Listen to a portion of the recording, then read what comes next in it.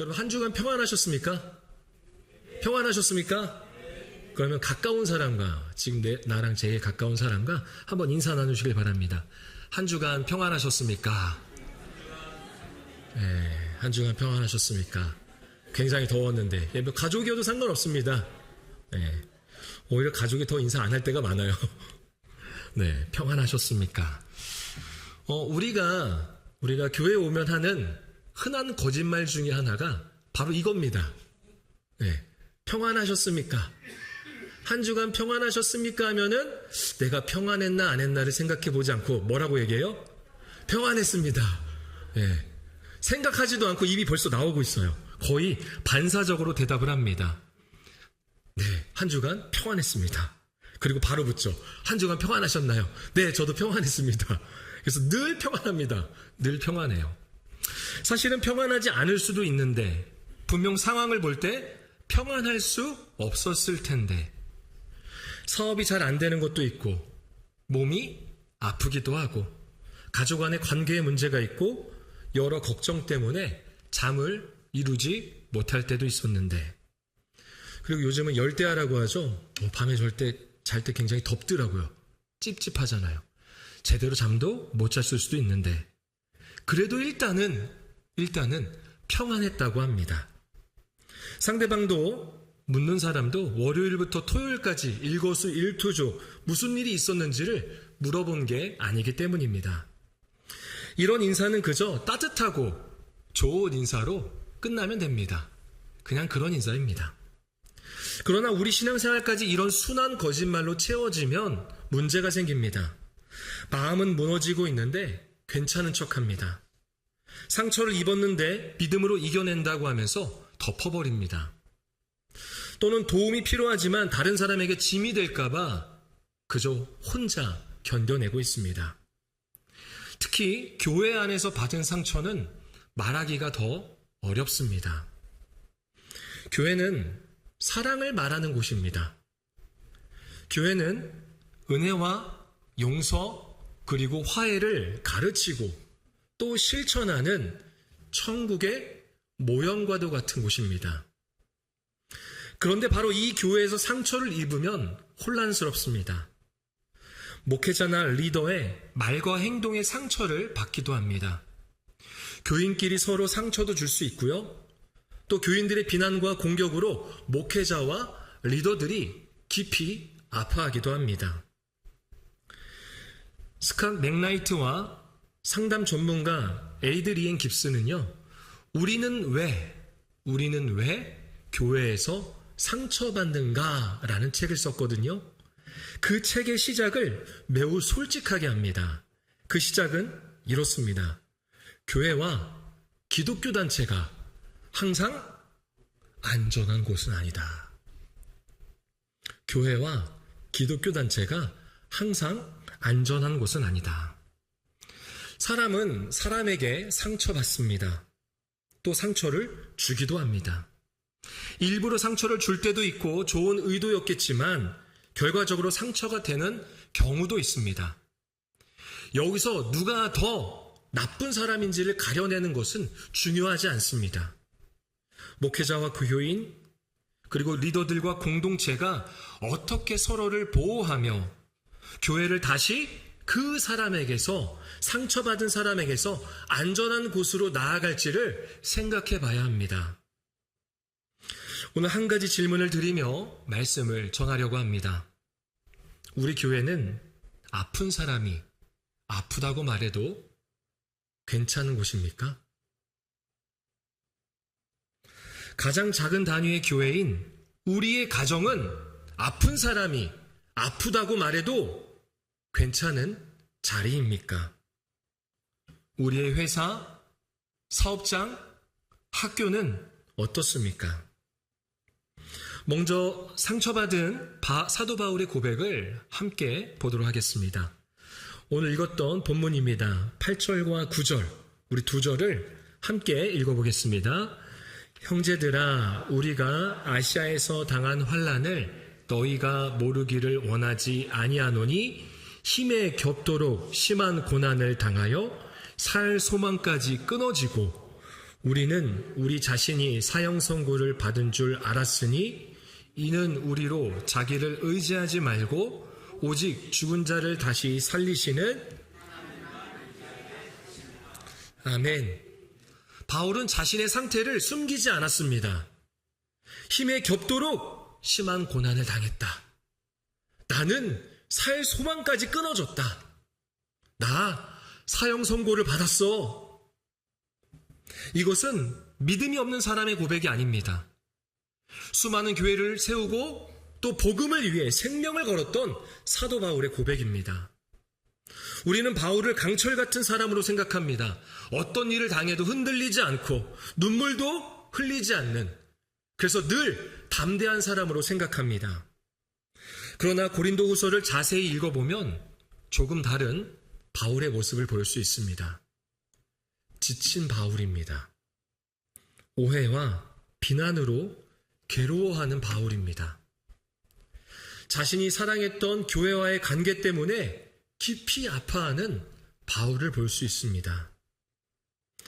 앞서 소개한 우리는 왜 교회에서 상처받는가에서 보면 바울을 성급하게 의학적인 진단으로 내리지 않습니다. 다만 고린도후서에 기록된 바울의 말을 정신적인 트라우마와 상처의 관점으로 다룹니다. 바울은 자신의 감정을 숨기는 사람이 아니었습니다. 때로는 격한 말을 했습니다. 자신을 변호하기도 했고 또 때로는 물러서기도 했어요. 그러면서 또 다시 다가가기도 했습니다. 그런 바울의 모습은 신앙적으로 부족하다는 증거가 아니라 상처 입은 인간이 관계를 회복하려고 애쓰는 모습일 수도 있습니다. 여러분, 아프다고 말하는 것은 믿음이 없다는 뜻이 아닙니다. 지쳤다고 말하는 것도 영적인 실패가 아닙니다. 도움이 필요하다고 인정하는 것도 부끄러운 일이 아닙니다. 더 나아가 상처를 입었는데 상처를 입지 않은 척하면 치유가 시작되기 어렵습니다.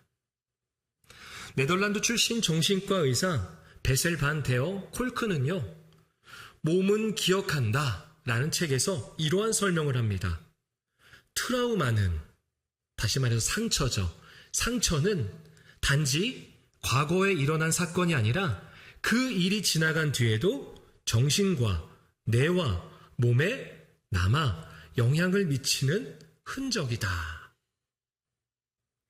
사건은 끝났지만 몸은 아직 끝나지 않았다라는 것입니다. 그래서 상처를 받았을 때와 비슷한 말을 들으면 갑자기 막 가슴이 두근두근 뛰기 시작해요. 또는 특정 사람을 만나면 몸이 굳어버립니다. 나에게 상처를 줬던 그 사람에 만나게 되면 몸이 굳어버릴 때가 있죠. 어쩔 때는 교회 주차장에 들어오는 것만으로도 마음이 불편해질 때가 있습니다. 가정과 직장, 학교에서 그 사람의 목소리만 들어도요, 불안해집니다. 그럴 때, 다 지난 일이잖아. 장로님, 권사님, 지난 일이잖아요. 지나갔잖아요. 라고 말하는 것은요, 도움이 되지 않습니다. 의도와 영향은 다를 수 있다는 거죠. 여러분 한번 생각해 보시길 바랍니다. 어떤 사람이 지나가다가 내 발을 밟았어요. 내 발을 밟은 거예요. 그러면서 이렇게 말합니다. 아유, 죄송합니다. 일부러 한 거 아니에요. 일부러 밟은 거 아닙니다. 라고 말을 합니다. 근데 정말 실수이겠죠.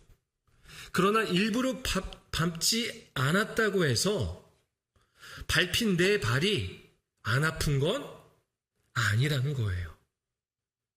사과를 했다고 해서, 그리고 잘못을 인정했다고 해서 밟힌 내 발이 안 아픈 건 아니라는 겁니다. 그렇게 의도와 영향은 다릅니다. 좋은 의도가 있었다고 해서 상처가 사라지는 것도 아닙니다. 상처를 줄 생각이 없었다는 설명만으로 책임은 끝나는 게 아닙니다. 사과는 내 의도를 아주 길게 해명하는 일이 아닙니다. 사과는 내 행동이 상대방에게 어떤 영향을 주었는지를 절실히 인정하는 것입니다. 거기서부터 시작되는 것입니다. 때로 상처 앞에서 믿음 좋은 말을 너무 빨리 꺼낼 때가 있습니다. 누군가 나에게 상처되는 말, 상처를 받았다는 말을 하면 우리는 흔히 이렇게 말하죠. 기도하면 돼요. 기도하면 돼요. 용서하십시오. 아유, 믿음으로 이겨내봐. 네, 정말 중요한 말입니다. 하지만 너무 일찍 사용하면 상처 입은 사람의 입을 막아버릴 수 있습니다. 기도하기 전에 아팠던 것을 인정해야 합니다. 용서하기 전에 무엇이 잘못되었는지를 살펴보아야 합니다. 전문적인 치료가 필요하다면 치료를 받아야 합니다. 상담을 받는 것은 기도를 포기하는 일이 아닙니다. 상담을 받으면서 기도하시면 됩니다. 의학적인 도움을 받는 것도 하나님을 의지하지 않는 일이 아닙니다. 의학적인 도움도 받고 또 하나님께도 구하십시오. 하나님은 기도를 통해 일하시며 또 의사와 상담자 그리고 공동체의 도움을 통해서도 일하십니다. 여러분, 바울은 괜찮지 않으면서 괜찮은 척하지 않았습니다. 자신의 고통을 하나님 앞에 가져왔고 믿음의 공동체에도 솔직하게 알렸습니다. 치유의 시작은 강한 척하는 데 있지 않습니다. 아프다는 사실을 정직하게 인정하는 데 있습니다. 그렇다면 아프다고 말하는 사람에게, 상처받았다고 말하는 사람에게 우리는 어떻게 반응해야 할까요? 고린도후서 1장 4절입니다. 오늘 본문의 4절 말씀을 함께 읽어보겠습니다. 우리의 모든 환난 중에서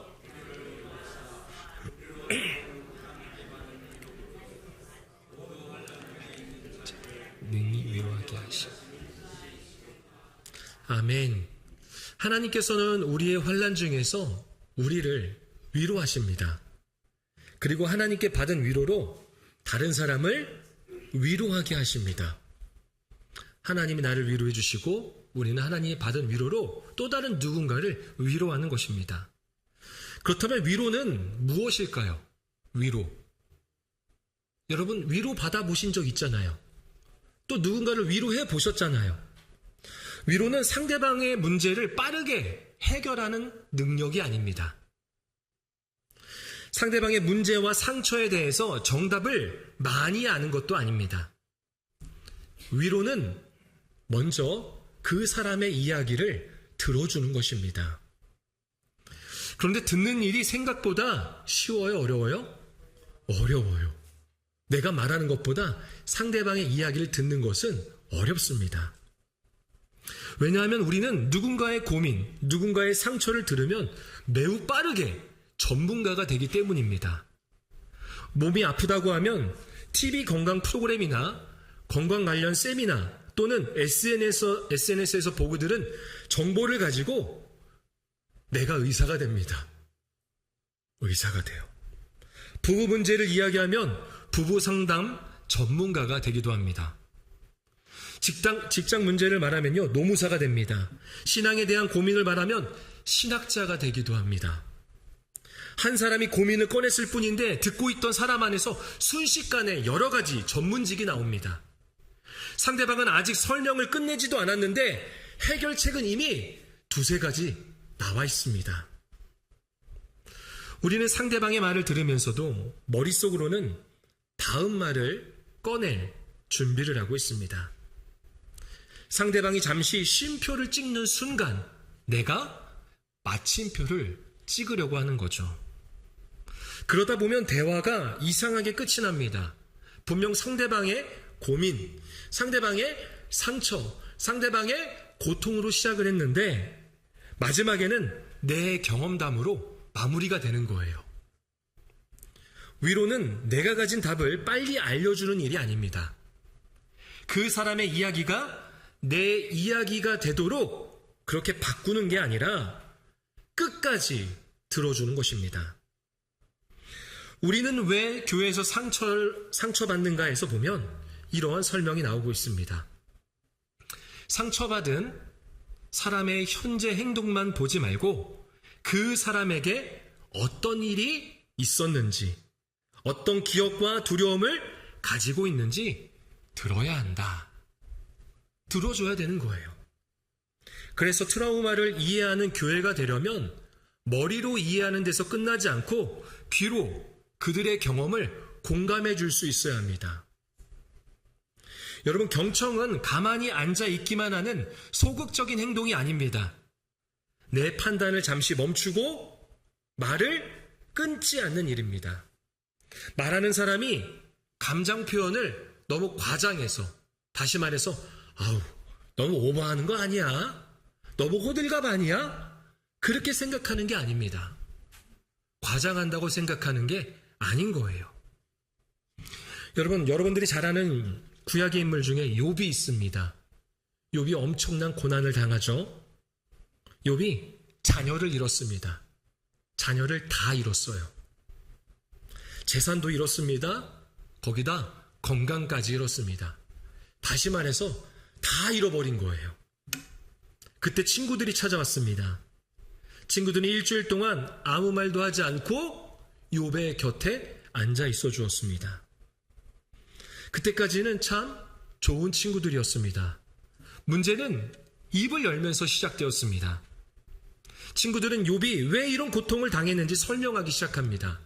각자마다 자신의 생각, 그리고 경험, 또 신앙적으로 욥의 고통을 분석해서 말합니다. 욥에게 숨겨진 죄가 있을 것이라고 판단하며 욥의 믿음을 평가하기 시작합니다. 욥은 이미 많은 것을 잃었습니다. 그런데 친구들의 말 때문에 안전하게 아파해야 할 그 자리까지 잃어버렸습니다. 누군가 힘들다고 말할 때 우리는 그 고통의 원인을 다 알 필요는 없습니다. 알아낼 필요도 없고요. 설명할 수 없는 고통도 있습니다. 지금 당장 해결할 수 없는 문제도 있습니다. 그때 우리가 할 수 있는 것은 바로 그 사람을 혼자 두지 않는 것입니다. 그리고 상처 입은 사람에게 반복해서 같은 이야기를 하도록 요구해서도 안 됩니다. 누군데 누구에게? 어디까지? 또 언제 그랬는데? 하면서 당사자에게 자꾸 했던 말을 반복하도록 요구해서는 안 된다라는 거죠. 당사자가 선택해서 말할 수 있도록 해줘야 됩니다. 우리는 친절하게 말할 때가 있습니다. 정확히 무슨 일인데요? 누가 그랬어요? 왜 그때 가만히 있었어요? 이러한 도움을 주려는 질문도요, 너무 빠르거나 강하게 하면 다시 추궁하는 것처럼 느껴질 수 있습니다. 먼저는 안전하다는 느낌을 주어야 합니다. 말이 정리되지 않아도 기다려줄 수 있어야 합니다. 울어도 괜찮다고 해야 합니다. 또 말을 하려고 했던 사람이 침묵해도 빨리 말해봐 라고 하면서 재촉하는 게 아니라 그저 기다려줘야 합니다. 교회가 모든 문제의 답을 가진 것처럼 행동하지 않아도 됩니다. 다만 그 사람이 자기의 이야기를 꺼내도 정죄받지 않을 자리로 만들 수는 있어야 합니다. 여러분, 위로는 말을 잘하는 능력보다 다른 사람의 이야기가 끝날 때까지 곁에서 머무는 힘입니다. 그리고 들은 이야기를 안전하게 지켜주는 일입니다. 이야기를 끝까지 들어주는 위로가, 또 들은 이야기를 안전하게 지켜주는 위로가 우리를 통해서 교회, 그리고 가정, 더 나아가 삶의 터전 가운데 충만해지기를 소원합니다. 또 하나 살펴볼 것이 있습니다. 아프다고 말하는 사람을 위로하기 위해서는 우리가 안전한 자리로 만들어야 합니다. 아프다고 말하는 사람을 위해서 교회를 안전한 자리로, 가정을 안전한 자리로, 그리고 우리의 삶의 여러 터전을 안전한 자리로 만들어야 합니다. 갈라디아서 6장 2절 말씀입니다. 갈라디아서 6장 2절 말씀 같이 읽어보겠습니다. 너희가 짐을 서로 지라 그리하여 그리스도의 법을 성취하라. 바울은 서로의 짐을 지라고 말합니다. 짐을 든 사람에게 야야 빨리 내려놔. 그런 거 빨리 떨쳐버려야 돼. 라면서 재촉하지 않습니다. 오히려 뭐라고 말해요? 너희가 짐을 서로 지라. 함께 들라고 말합니다.